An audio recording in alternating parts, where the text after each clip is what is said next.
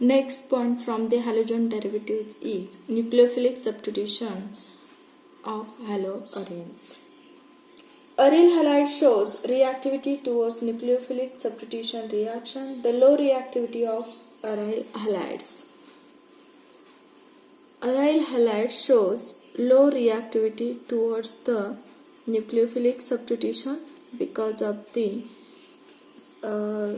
I can show with the help of resulting effect. म्हणजे काय, समजा इथे जर न्यूक्लियोफाइल आला तर हा जो Cl आहे हा इझिली रिमूव्ह होणार नाही बाय न्यूक्लियोफाइलने, बिकॉज इथे बेन्झीन रिंग वरती इलेक्ट्रॉन डेन्सिटी ऑलरेडी मॅक्झिमम आहे आणि nucleophile also electron rich species, that's why here repulsion takes place. Actually nucleophilic substitution होण्यासाठी बेन्झीन रिंग इलेक्ट्रॉन डेफिसिएंट व्हायला हवे, परंतु ऑलरेडी बेन्झीन रिंग वरती हॅलोजन ॲटम आहे, Cl आहे, तो इलेक्ट्रॉन डोनेटिंगचं काम करत असतो, तो बेन्झीन रिंगला इलेक्ट्रॉन देतो, त्यामुळे बेन्झीन रिंगची इलेक्ट्रॉन डेन्सिटी अजून वाढते. जर न्यूक्लियोफाइल तिथे सबस्टिट्यूट व्हायला गेला तर पॉसिबल नाहीये, कारण ऑलरेडी बेन्झीन रिंग वरती इलेक्ट्रॉन डेन्सिटी जास्त आहे, आणि न्यूक्लियोफाइल सुद्धा इलेक्ट्रॉन रिच आहे, त्यामुळे दोघांमध्ये काय होणार आहे, रिपल्शन होणार आहे.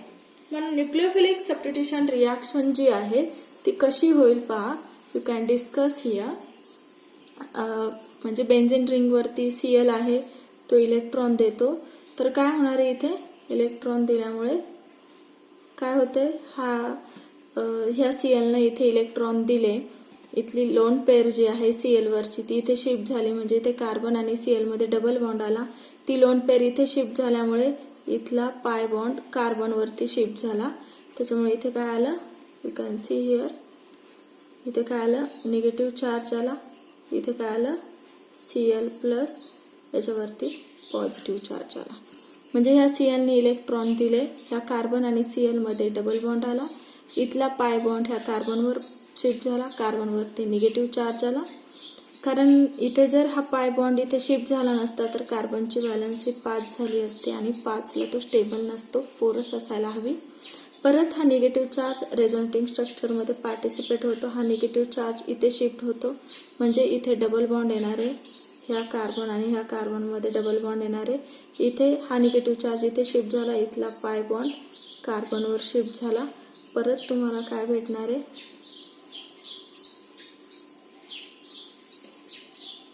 इथे काय भेटणार आहे तुम्हाला,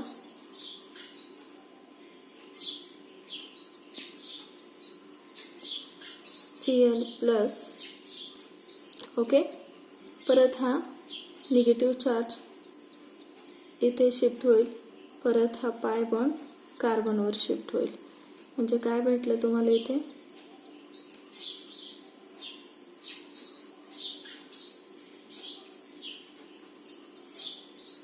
हा निगेटिव्ह चार्ज इथे शिफ्ट झाला, म्हणजे इथे काय आला, डबल बॉन्ड आला, परत हा पाय बॉन्ड कार्बनवर शिफ्ट झाला, म्हणजे इथे काय आलं, निगेटिव्ह चार्ज, Cl वरती कुठला चार्ज आला, पॉझिटिव्ह, परत हा निगेटिव्ह चार्ज इथे शिफ्ट झाला, परत हा पाय बॉन्ड Cl वर शिफ्ट झाला, म्हणजे इथे काय येणार आहे,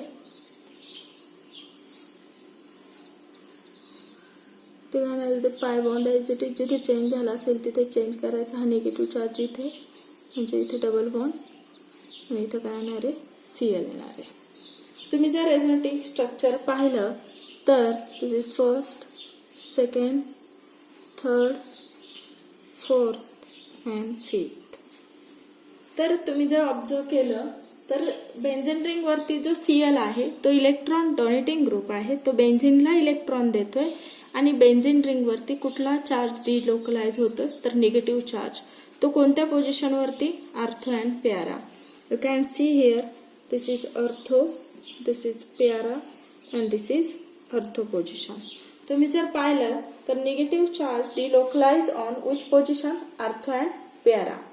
तर आता आय ऑलरेडी टोल्ड यू की nucleophilic substitution reaction takes place on aryl halide, म्हणजे बेन्झीनला जर हॅलोजन असेल त्याच्यावरती न्यूक्लियोफिलिक सबस्टिट्यूशन रिॲक्शन जी आहे त्याची रिॲक्टिव्हिटी लो असते, कारण resonance effect, first of all resonance effect, because Cl is electron donating group, it can give the electron to the benzene ring and electron density of the benzene ring increases. And already ज्या कार्बनला halogen आहे हा carbon sp2 hybridise आहे. तर basically जो bond असतो की carbon Cl bond जो आहे अरिल हॅलाइड मधला, म्हणजे जो अरिल हॅलाइड असणार आहे त्यांच्यामधला जो कार्बन आणि Cl मधला जो बॉन्ड असणार आहे, तर याची जी बॉन्ड लेंथ असणार आहे ती असणार आहे 169 पिकोमीटर असणार आहे. आणि अल्किल हॅलाइड जो असेल त्यांच्यामधली जी बॉन्ड लेंथ असते ती बॉन्ड लेंथ असते 178 पिकोमीटर. तर याच्यामधला कोणता बॉन्ड स्ट्रॉंग असतो, तर याची बॉन्ड लेंथ जास्त असते, म्हणजे हा बॉन्ड वीक असणार आहे. याच्यामधली कार्बन आणि Cl मधली जी काही बॉन्ड लेंथ असणार आहे कार्बन आणि Cl मधली, तर ती असणार आहे 169 पिकोमीटर. म्हणजे याची बॉन्ड लेंथ लेस आहे, म्हणजे बॉन्ड लेंथ जर लेस असेल तर तो बॉन्ड काय असणार आहे, स्ट्रॉंग असणार आहे. याची बॉन्ड लेंथ जास्त आहे, म्हणजे हा बॉन्ड कसा असणार आहे, वीक असणार आहे. तर बेसिकली आता इथे काय होतं की न्यूक्लियोफाईल जो असतो तो न्यूक्लियोफाईलचा बॅक साईडने ह्या कार्बनच्या बॅक साईडने अटॅक पॉसिबल नसतो, कारण SN2 रिॲक्शन मेकॅनिझम थ्रू याचं मेकॅनिझम जाऊ शकत नाही, कारण न्यूक्लियोफाईल जो आहे तो ह्या कार्बनच्या बॅक साईडने अटॅक करू शकत नाही, कारण तुमची जी फेनिल ग्रुप आहे तर हा फेनिल ग्रुप असणार आहे, तर तो पूर्ण बॅक साइड ब्लॉक करतो, कारण त्याची साईज कशी आहे, बल्कियर आहे. आता इथे कार्बन आहे, ह्या कार्बनवरती न्यूक्लियोफाईल जर अटॅक करायला गेला बॅक साइडने, there is no space and already this benzene ring is bulkier, it can block from the back side. म्हणजे जी काय बॅक साइड आहे या कार्बनची ती टोटली काय होते, ब्लॉक होते अरोमॅटिक रिंगनी. त्यामुळे बॅक साईडनी अटॅक पॉसिबल नसतो न्यूक्लियोफाईलचा, त्यामुळे इथे nucleophilic substitution reaction SN2 through जाणार नाही. तसंच हे जे न्यूक्लियोफिलिक सबस्टिट्यूशन रिॲक्शन आहे ती SN1 थ्रू सुद्धा जाणार नाही. त्याचं रिझन असं आहे SN1 थ्रू का नाही जाणार, तर आता इथे मी Cl घेतला, तर SN1 ला काय होतं, कार्बन आणि Cl मधला बॉन्ड ब्रेक होतो आणि मग इथे असं पॉझिटिव्ह चार्ज, तर हा व्हेरी अनस्टेबल असतो. हा जो इंटरमिजिएट असतो तर हा इंटरमिजिएट खूप व्हेरी अनस्टेबल असतो. This is not stable intermediate.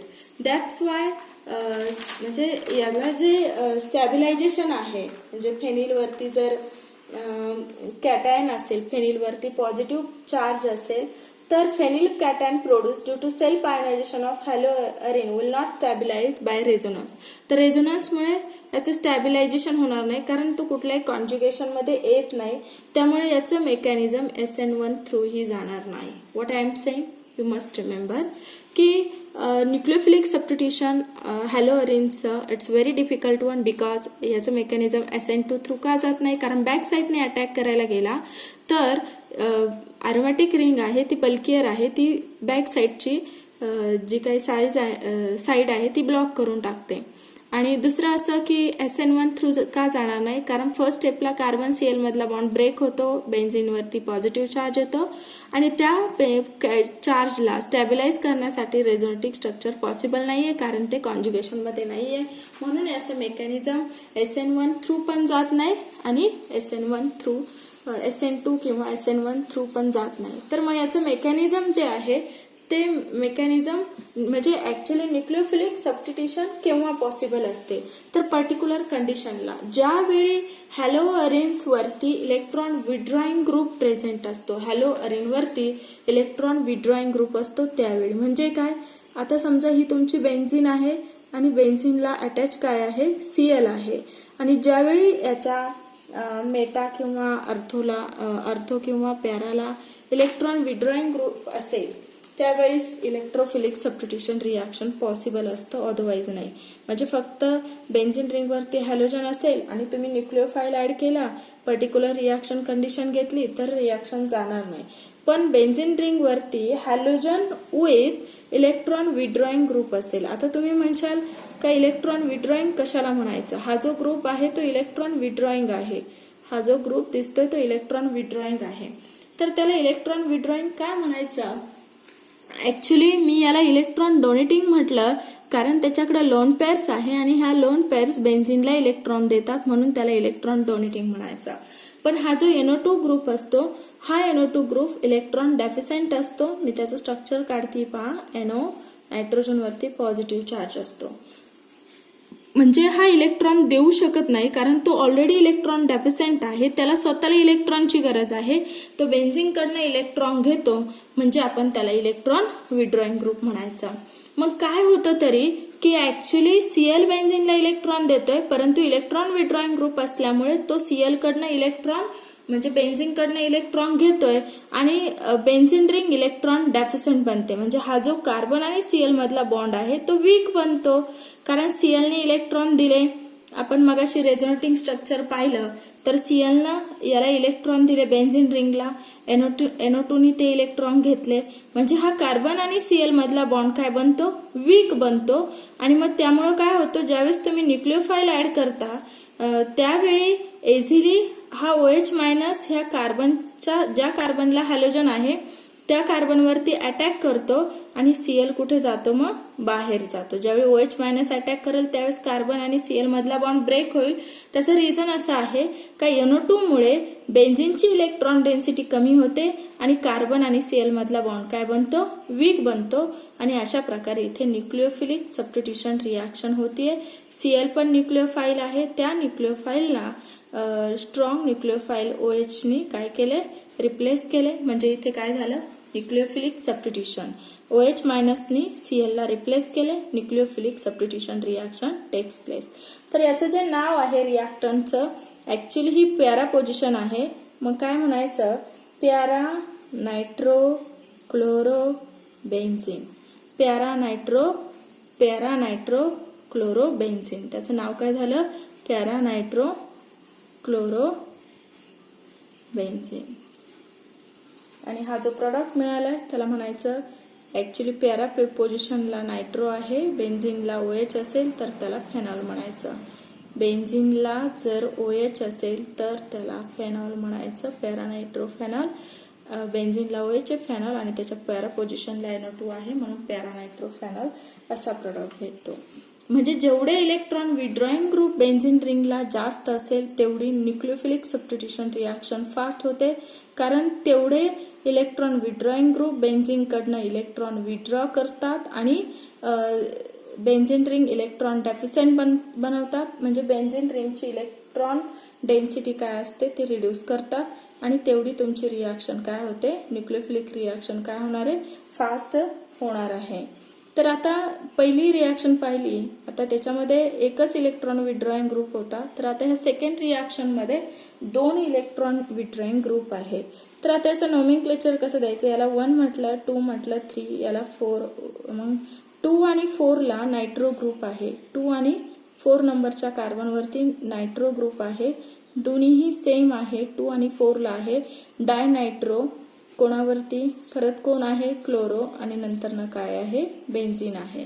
तर याचं नाव काय झालं पहा? 2,4 डायनायट्रो क्लोरो बेन्झिन. आता मी सांगितलं का इथे 2 इलेक्ट्रॉन विड्रॉइंग ग्रुप आहे.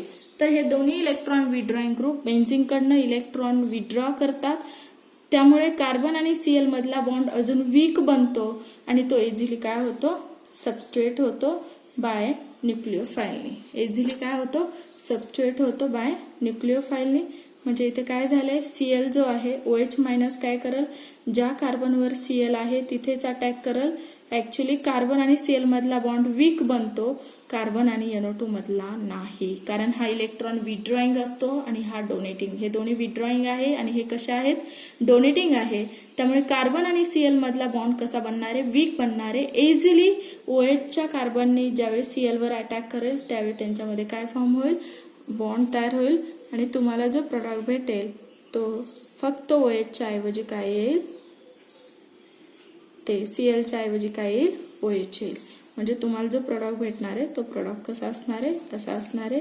बेन्झिनला OH म्हणजे फेनॉल आणि फेनॉलच्या आर्थो आणि पॅराला NO2 असा प्रोडक्ट भेटेल. काहीच नाही. Cl is replace by OH. NO2 replace होऊ शकत नाही कारण ते स्ट्रॉंग इलेक्ट्रॉन विड्रॉइंग ग्रुप असतात त्यामुळे कार्बन आणि नायट्रोजन मधला बॉन्ड स्ट्रॉंग असेल, पण हा डोनेटिंग असल्यामुळे सर्व इलेक्ट्रॉन्स बेन्झिनला जातात. बेन्झिनचे इलेक्ट्रॉन हे NO2 घेतात, त्यामुळे कार्बन आणि Cl मधला बॉन्ड खूप वीक बनतो आणि OH मायनस ऍड केल्यानंतर इझिली हा Cl काय होतो, रिप्लेस होतो या OHनी, म्हणून त्याला न्यूक्लिओफिलिक सबस्टिट्यूशन रिॲक्शन म्हणायचं.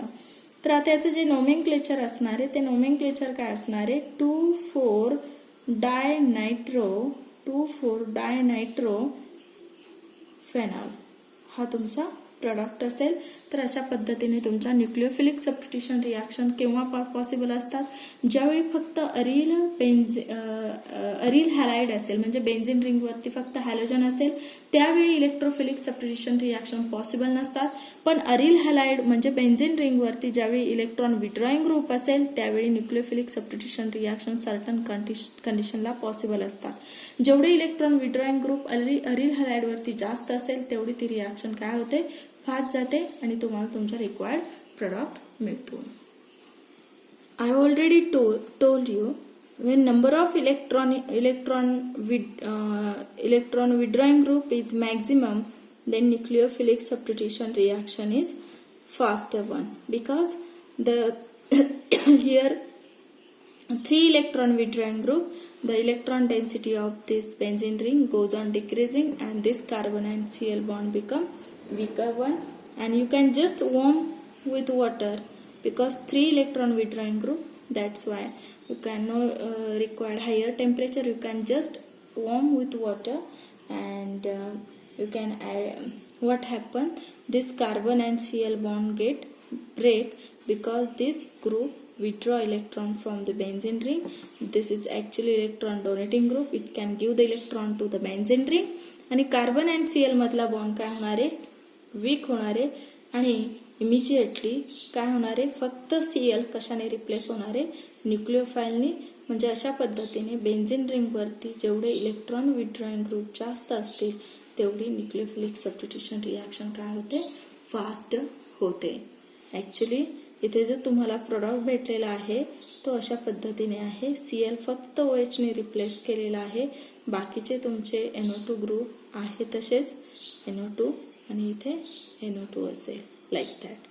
मग त्याचं नोमेनक्लेचर काय झालं, याला 1 म्हटलं, याला 2 म्हटलं, 3, 4, 5, 6. तर कोणत्या कोणत्या पोझिशनवरती तुमचा नायट्रो ग्रुप आहे, 2, 4, 6.